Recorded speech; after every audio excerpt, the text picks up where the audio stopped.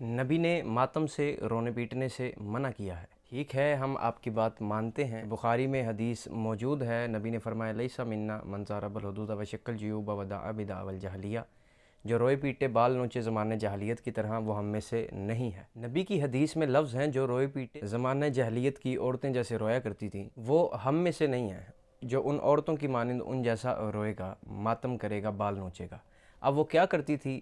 مثال کے طور پہ اگر کسی کا کوئی شوہر بدکار، شرابی، زانی کسی کا شوہر مر گیا تو اس کی موت پہ آ کے وہ اس کی جھوٹی صفات بیان کر کے روتی، ماتم کرتی جو اس میں موجود نہیں ہوتی تھی۔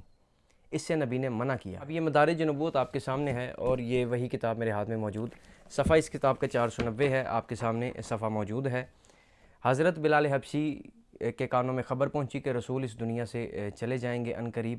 حضرت بلال حبشی نے یہ خبر سن کے ماتم کرنا شروع کیا، نبی کے سامنے ماتم کرنا شروع کیا۔ نبی کے سامنے ماتم کیا۔ حضرت بلال حبشی ایک نبی کے معتبر صحابی ہیں، مؤذن ہیں، اور یہ وہ ہیں جنہیں کعبے کی چھت پہ جانے کا شرف ملا ہے۔ حضرت بلال حبشی نے نبی کی وفات کی خبر سن کے ماتم کیا اور نبی نے منع نہیں کیا، کیونکہ نبی جانتے تھے کہ ماتم کرنا سچوں کے لیے بدعت نہیں بلکہ عبادت ہے۔ لہٰذا اگر آپ بھی عاشق اصحاب پیغمبر بنتے ہیں تو پھر اس کا پورا ثبوت دیں، اسی طرح سے ماتم کریں جس طرح صحابی رسول حضرت بلال حبشی نے کیا۔ یا علی امیر المومنین۔